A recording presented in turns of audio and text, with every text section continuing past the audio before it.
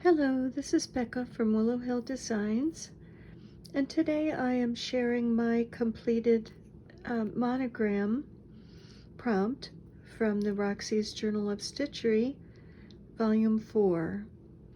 And I know that we all do other things besides slow stitching. I know we all have other interests, and I have to say that mine have been quilting and gardening, and that has kind of kept me from finishing this block sooner. That really kind of took my time away from stitching on this, so I'm a little bit late. We've already started the second prompt. And at the end of the video, I will show you the little quilt blocks that I've been working on in between stitching this and another quilt that I've started. And I'll also put a link in the description to the Noah's Ark quilt that I had finally finished for our little grandson that is going to be born in September. But I won't take up any more time here. This is about slow stitching on Roxy's Journal of Stitchery, so I'll just share maybe a minute at the end of the little quilt blocks that I've made. But anyway, I have finished my monogram, and I'm calling it a block because that's kind of the way I'm approaching it. And this is my block here, or my monogram from the prompt, and I chose R for Rebecca. And I had to cut mine out of wool, my letter. Decided not to satin stitch the letter, but do mostly the embroidery around the letter and slow stitching around it. So I stitched this letter down with just an invisible stitch and some wool, fine wool. And after I did, I had already applied the design. And so on here I did some thread painting with a single strand of embroidery floss. This is DMC embroidery floss. And I just did some kind of thread painting there with that. And this as well, this is DMC as well. This is wool. This is one strand, this is one strand on the wool. And I wanted a blue acorn for some reason. I didn't want an orange acorn or and I didn't want green because I had a lot of green on here. And I didn't want it to look fallish with an orange acorn or a brown acorn. I thought that I wanted this to be kind of a spring, sort of a bouquet or a grouping of flowers and plants.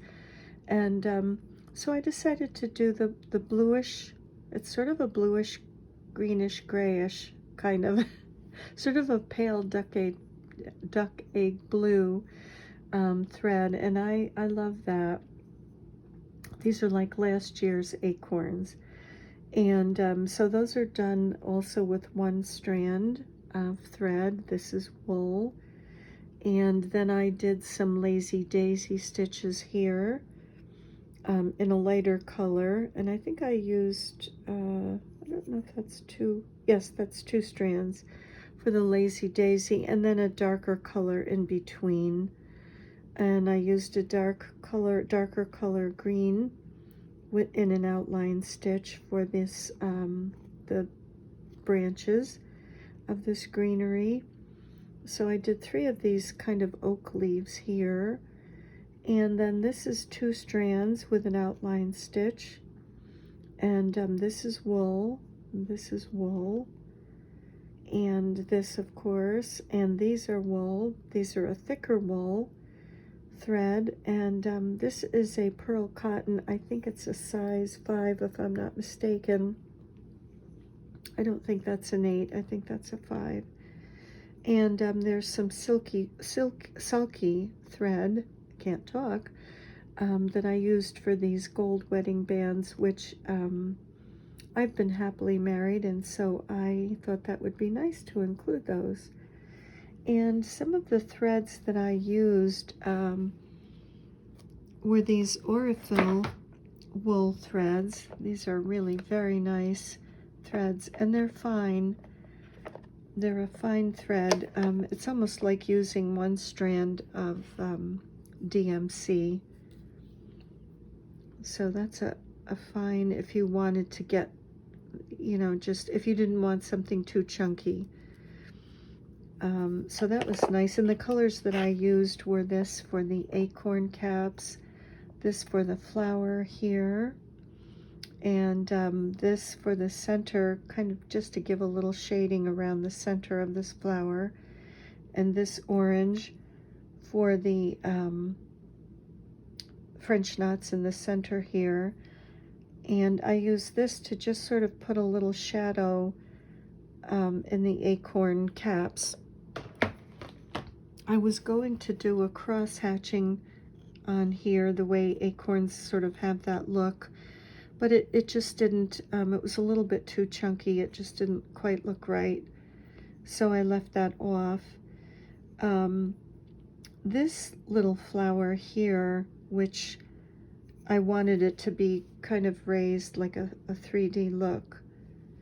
That little flower, the way that I did that is that I took a piece of wool felt, and I just drew some circles with my circle maker. You can get those in Staples or anywhere. And I drew a couple of circles, cut those out, and I just applied the first circle here and did the French knots in this larger silky, no, this is not silky, this is DMC pearl cotton, and it's a pretty variegated color. And I just wrapped it on this Gutermann spool, but I covered that circle with French knots, the first larger circle. Then I placed the next smaller circle on top of that, and I did French knots around that. And it was very easy to go through all layers. I was going to put a third little circle on there, but I didn't need it. It gave it the sort of little dome, little button look that I wanted for this flower. So that was something different. I hadn't tried that before. And these are done, these flowers are done with just a single strand of the wool thread. Same thing up here. And these French knots are done, this is supposed to look like a little bud here. These French knots are done with a thicker wool thread that I have. It's kind of a chunky thread, and I just took out a strand and then separated it into just like one strand. But it is definitely a much chunkier thread compared to the Aurifil wool. And I used that for these French knots here. And another thing that I was trying out was this little raised petal. I was going to put this on here. I was going to put it on here, and then I decided against it. I'm not really that proficient at it yet, but I thought that was kind of an interesting thing to try. And it's just really making loops that are all the same length, and then joining two of the loops at a time with a little knot and keeping them joined together. So that was kind of an interesting, I may try that on another, with another prompt. But, and this last little thing here, I'm not sure, it's a little cup stitch actually. I have to credit Kathleen Sundby for that. She has a YouTube channel and she shows you all sorts of stitches, and she showed this and I loved it. It is a 3D, and it's like a little cup. I don't know if you can see that. Kind of like a little cup. And I just put a little French knot in there. I made a tiny one, but you can make them larger. And all it is really is you make a circle with buttonhole stitches, kind of like a wheel, and then you just go in those stitches, the top part of the buttonhole stitch, with loops, and just making knots, and go around for as many rounds as you'd like. And this is a cup stitch, so I liked that, and I liked that color. I thought it kind of tied in with the acorns. And that's Kathleen Sundby, if you'd like to look at her channel on YouTube. She has some really different interesting stitches to show and share. And then lastly, I decided to add some lace going around the edges, just some little lace elements and pieces of lace. These are pieces of, I don't know if I have it here or not. Let's see what we've got. No, I don't think I do. I don't have that lace here, but I just cut these little daisy portions off of another piece of lace that had a thicker piece that had more elements, and these are also cut from a thicker piece of lace. These are little doilies that I got in some Happy Mail from Barbie of Nellie and Ruth Designs, and they're part of a larger, almost like a tablecloth, I would say. And it was white, and I tea-dyed a couple of these, and I just cut it down to this size, this smaller size here, to add to these edges. And I had to use fray check on here because when you cut it out of its, at least with this one, when you cut it out of its little element, the whole motif, it does ravel a bit. So I used some fray check on here, and it does seem to have stabilized it well. So, and then the very last thing I did was I have cut out 12 of these hexagons, which are the backing for this little hexagon, and they each have a batting on the back, and so it's kind of like a little quilt. So I just put my Monogram hexie in the center of that, and then just fold this over once, and then again, and that finishes the edges on the this little hexagon. So it's kind of like a little finished unit. There's no stitches on the back because I stitched just through the muslin and the batting, and then this little backing piece is added last. So this will be applied to this quilt. This is a piece of a cutter quilt that I bought and just fell in love with this. Some person just put so many beautiful little tiny hand stitches in this, so I thought I would honor this little piece of her quilt by using this as my backing for all of my prompts. And I will have some fabrics in these diamonds that form when the hexagons are put together.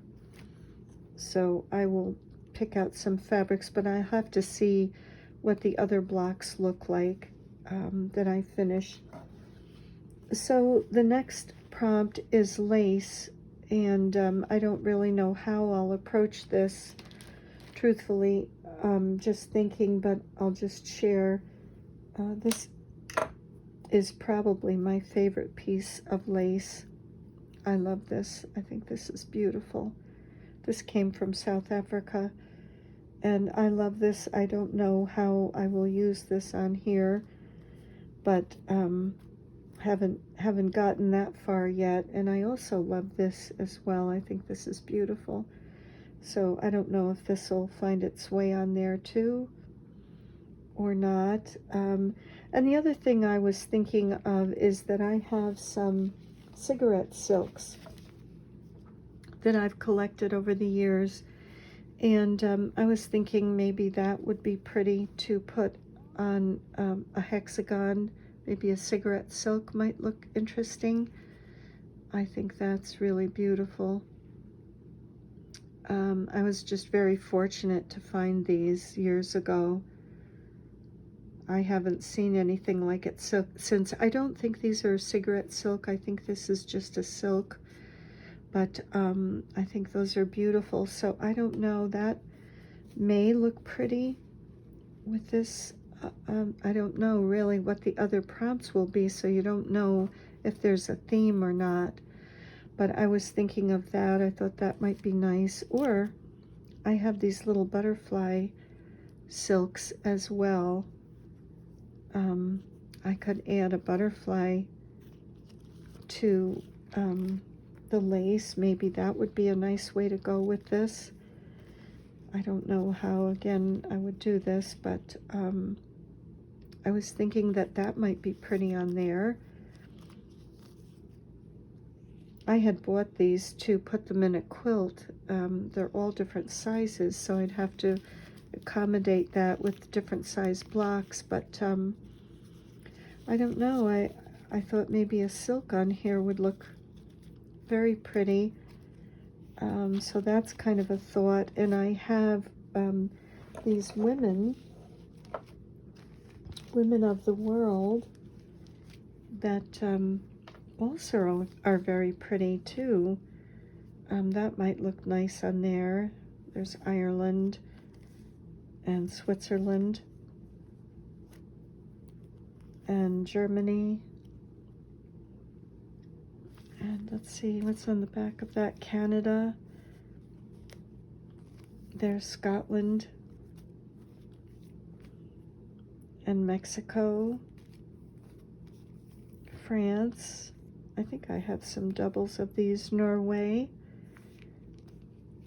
China. Denmark. Egypt. Cuba. I have 2 Cubas. So, oh, and I have, let's see, this one is Portugal. Some of them are stained. This is Belgium. So I don't know. I mean, that might be pretty also. That's kind of an idea. I have no idea where I'm going to go with this. And the other idea that I was thinking is, this is a treasure of mine. I was very fortunate to get this. This is King Victor Emmanuel of Italy. And my grandfather actually served in his honor guard. He was one of the honor guard around the palace there. And so that is, I would consider a treasure. So I don't know if that would be something nice to put on here as well. I don't know. And would that look nice with my monogram initial? I'm not sure which way to go with these, but with this next prompt. But I'm pretty sure that I've chosen the lace that I like. I have some other kings here as well. I have King Nicholas Montenegro. I'm not sure where he is from. Some Latin country, I would guess. So this, I'm pretty sure, is the lace, and or this may go on these hexagons. So that's kind of where I am with the next prompt, which is not too far. I haven't gotten into that one too much yet. So I'll just take a minute and show you the little blocks that I've been working on. These are some of the little blocks that I've been working on while trying to do this slow stitching. And I don't know, I think I may have 8 done. These are really fun. They're a challenge, but they're also fun when you're done. This little guy, these are the latest, 2 latest ones that I've done. This one and this one. This little guy gave me such a problem because I finished the entire block and this little row right here was turned around, just reverse of what it is right now.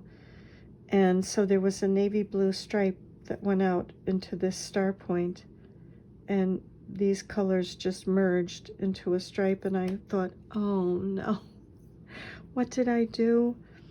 And I mean, these are tiny, tiny little blocks. They're 3/4 of an inch. So I thought, to take this out, I have to rip this off, and I have to rip this off, and I have to rip this and this and this. So I put it away for that night, and I just thought, well, it's going to be imperfect because no one is perfect but God, as the Amish like to say. And so the next morning I thought, oh, what the heck, I'll tackle it. If I ruin the block, I'll just make another one. So I did. I ripped this out and this out and this and this and this, and I got this little guy out, pressed it and pressed these seams so that they would all be fresh again, and I turned it around and I got it back in there. So it was definitely tight quarters trying to finagle and get this in and under my machine and sewn. And on top of it, when I was in the middle of working on this during the day, the power went out. We had a storm, and a tree fell on the wire, and my power went out, the lights went out, my machine went out, the air conditioning, central air went out, and I was like, oh my, I got a flashlight and started sewing the row by hand. And I was just determined to finish it. And thankfully, luckily, the power came back on, so I was able to finish it on my machine. But oh my goodness, this one gave me trouble. So when I look at this block, what's that? Oh, that's one of those little stitches I had to rip out. So when I look at this block, I will definitely remember and have a chuckle at the hard time that it gave me. And this was the one that I did after that one, and thank goodness that one went okay, no problems with that. And lastly, I'll just share quickly the one quilt that I'm working on now. When my granddaughter saw the quilt that her brother got, the Hot Wheels quilt, she was a little hurt. And I said, no, I am going to make you a quilt. So I found this fabric, which made me think of her. And her room is this kind of a pale aqua color. And so this just made me think of her. The colors will be perfect in her room. And this little owl and bunny are right up her alley. So I showed her and she loved it. So I just drew up a design using this, cutting out these panels. I've got 8 of them, identical panels to use to put in the quilt. So she was happy with that. So that's been keeping me busy on top of the Noah's Ark quilt, which I did finish, thank goodness. And I will put a link to that video. It'll be just a quick video if anyone wants to see it completed. I know I was asked about it. So thank you very much for joining me. I'll give you another little close-up of my block. And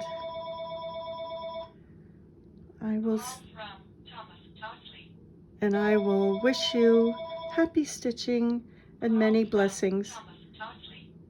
Bye for now.